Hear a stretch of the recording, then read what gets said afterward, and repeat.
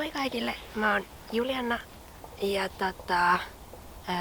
mä identifioidun aktivistiksi aika laajalla skaalalla, mutta tänään täällä ja tässä nyt puhumassa on erityisesti niin kuin Zero Waste tai nollahukka, miten haluaa sanoa aktivistina.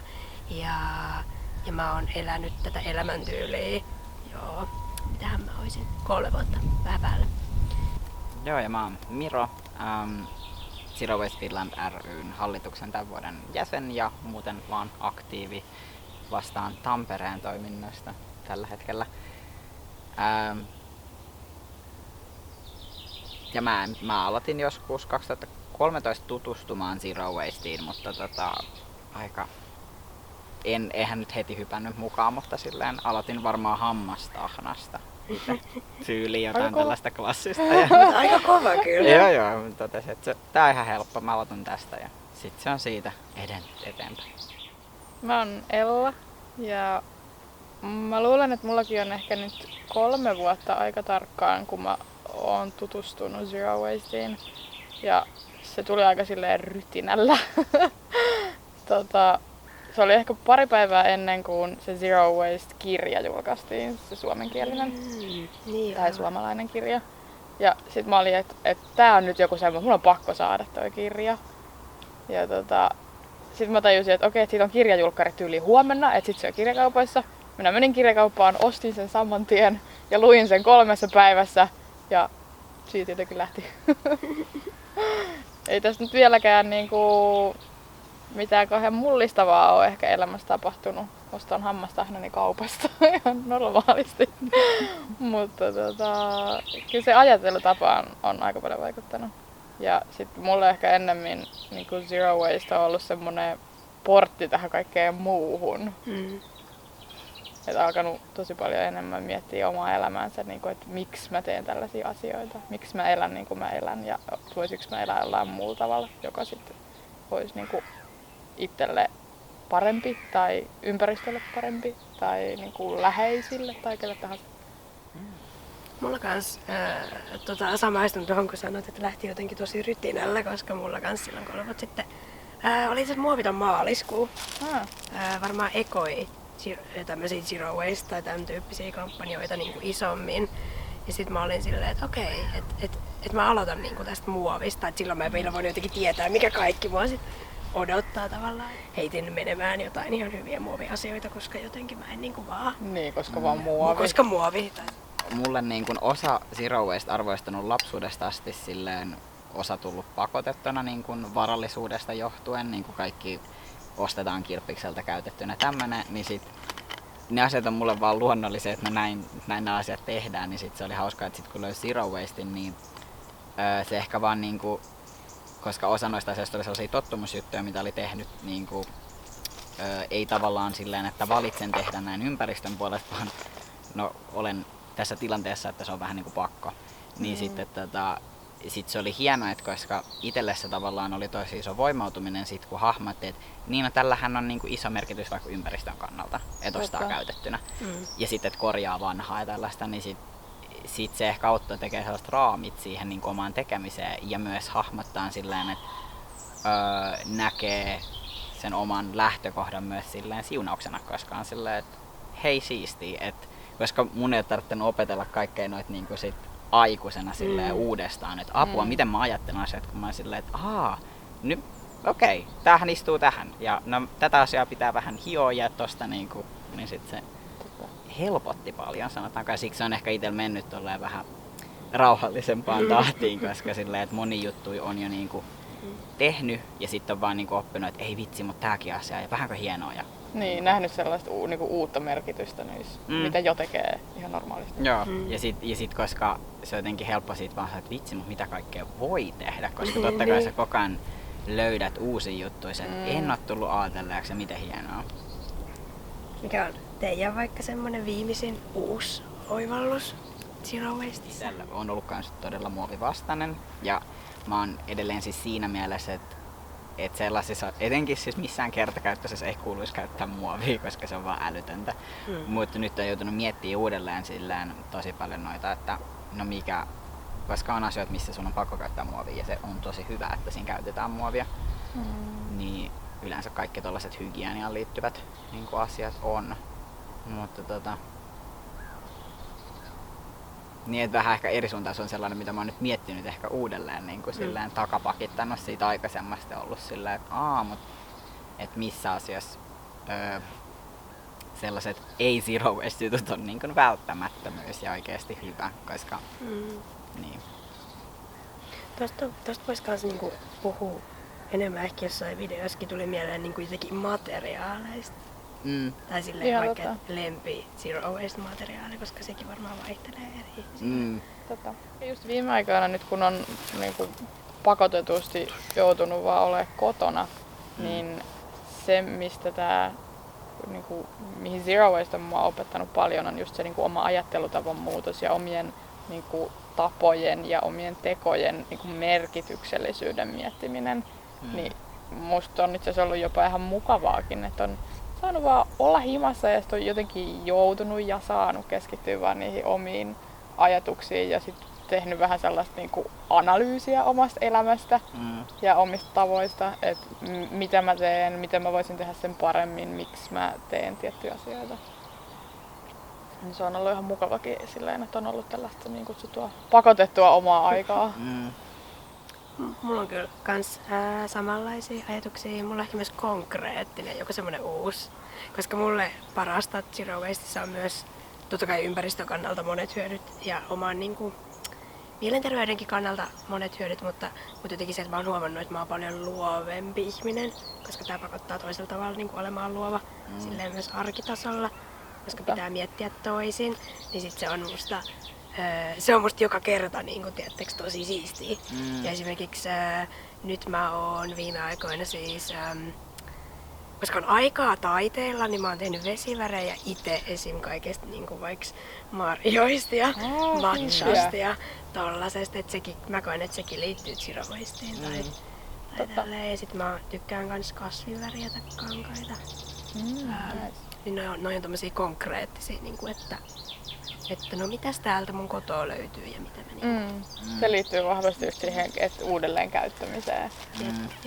Että kuinka sä voit keksiä, niinku, kun ensin miettii, että no mähän tarvisin sitä ja tätä.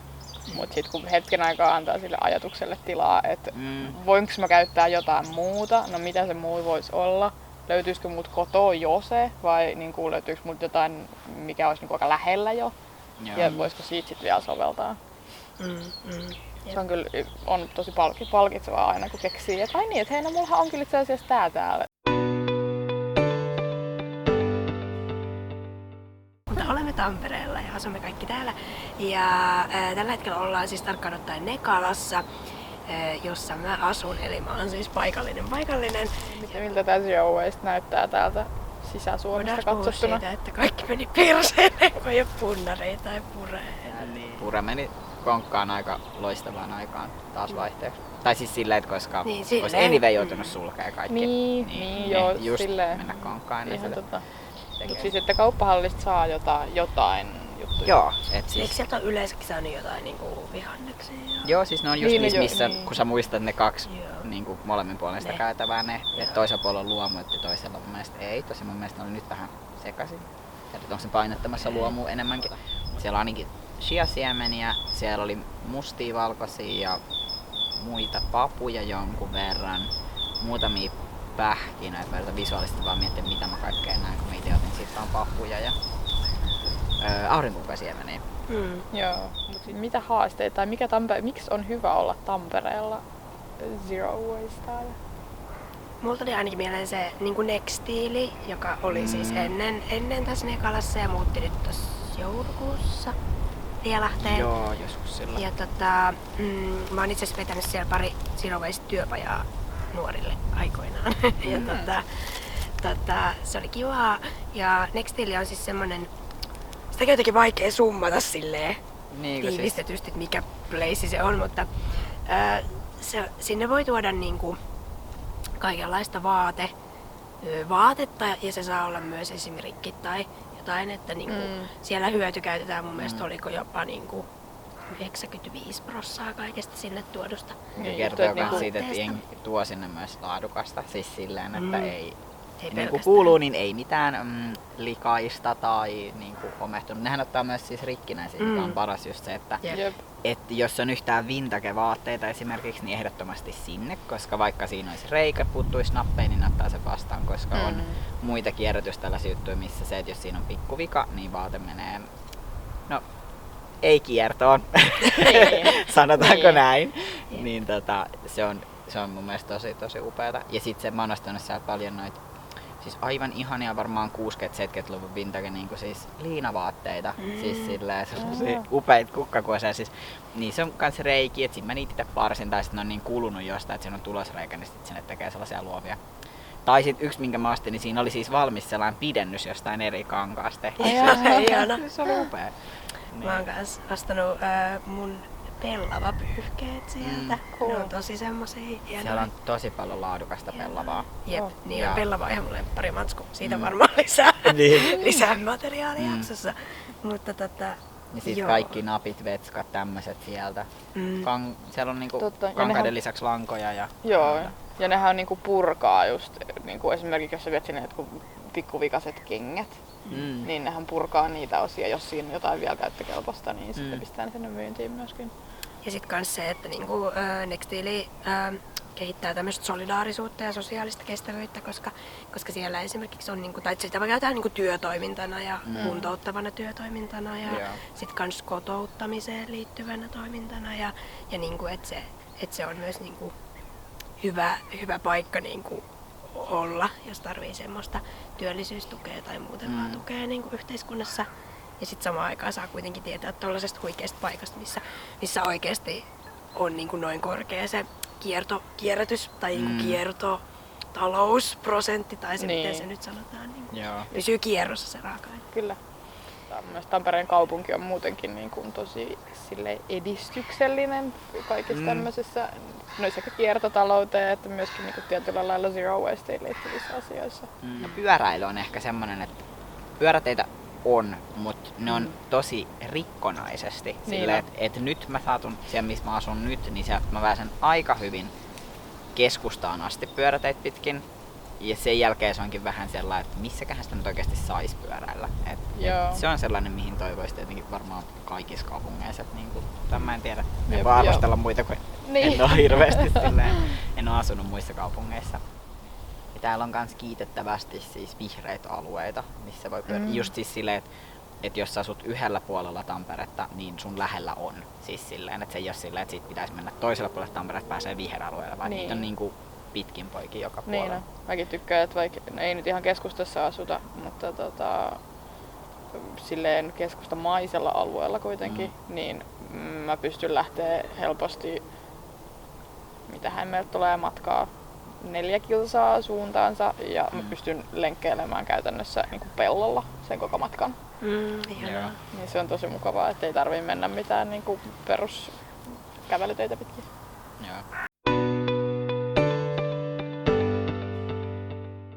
Sitten kun mä siirryin Kangasten just Nextilistä hankittuihin, niin sit mä olin silleen, että ei tää ollut kai se juttu. Niin.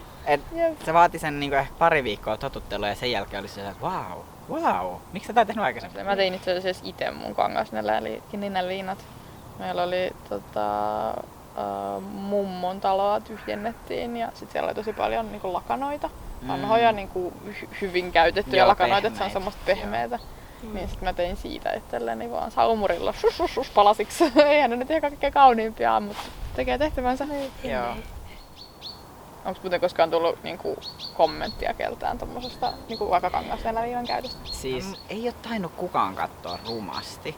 Jotkut nuoremmat ihmiset vähän saattaa silleen, riippuen mistä tilanteessa on, niin sit saattaa huomata, että joku katsoo vähän silleen what? Etkö se on niin epätuttu, mutta silleen, että mä oon saanut monta hymyä vanhemmalta sukupolvelta, että kun ne näkee kangasten, niin mä kans kyllä hymyilen takaisin niille vanhuksille, ketkä mä näen, että ne vetää kangasnenäliina esiin. Mä oon silleen, Just style. Mut se on hauska just, että se tulee tälleen sukupolvi jäljessä takaisin niinku sit uudestaan käyttöön. Niin.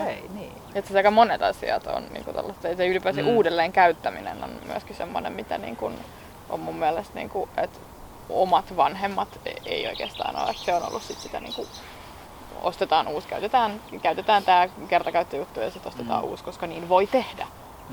Että on niinku kasvanut siihen, että hei, tää on nyt uutta ja nyt me voidaan tehdä näin, että ei tarvii niinku rasittaa itseään sillä, että vaikka peset jotain tai tämmöstä. Niin. Mutta nyt sit se on tulossa takaisin. En mä ainakaan koe sitä rasitteeksi, että mun muun pyykin mukana menee niinku nenäliinoja.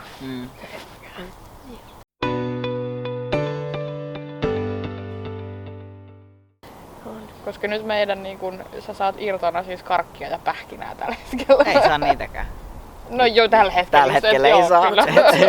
Tiedättekö sinne niinku Ratinan Lidliin on tullut niinku nyt vitsi tämän poikkeusajan ajaksi niinku karkkiöille.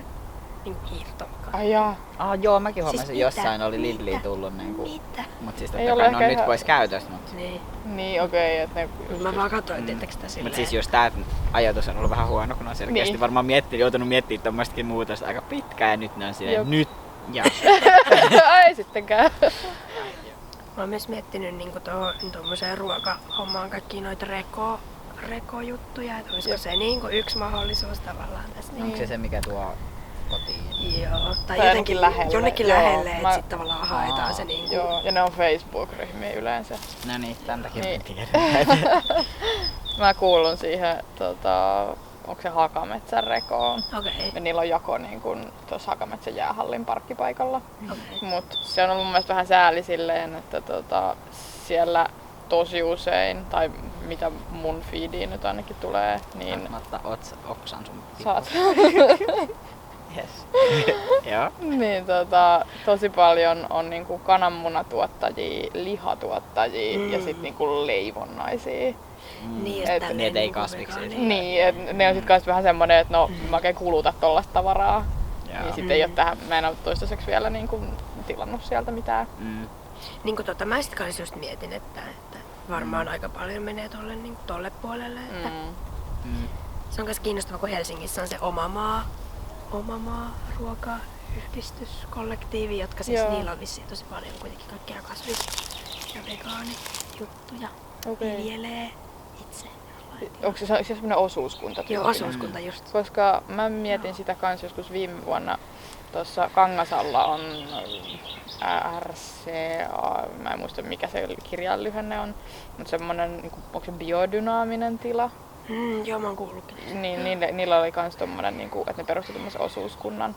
Ja siinä niinku, olisi ollut joku alkumaksu, että sä pääset mukaan siihen ja sitten niinku, aina per vuosi joku tietty maksu. Ja sitten kun on niinku, satokausi, niin sulle tulee kai 2 viikon välein niinku, kotiin tai lähelle kotia joku laatikollinen kaikkea, mitä nyt on satokaudessa.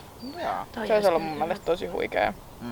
Mutta kun oltiin just muuttamassa, niin ei sit viittinyt silloin niinku ruveta siihen, mutta täytyisi kyllä katsoa uudestaan, että mikä tilanne milloin tänä vuonna. Toi kyllä kiinnostaa, just tommoinen satokausiboksi.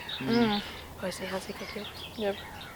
Ja mun mielestä satokausiajattelu on muutenkin tosi hyvä. Se monipuolistaa ruokavalioa niin kuin tosi silleen jotenkin huomaamatta tai silleen luonnollisesti. Jep. Itsekin on ollut tarkoitus silleen opiskella vähän ulkoa, milloin mikäkin niinku on oikeesti niinku, mikä se on? Just siis sadossa. Niin, satokaudessa. Joo. Mulla on semmonen, In season, niin vaikka mulla on jostain, onko varmaan vanhasta Yhteishyvä-lehdestä niin kuin yli 5 vuoden takaa.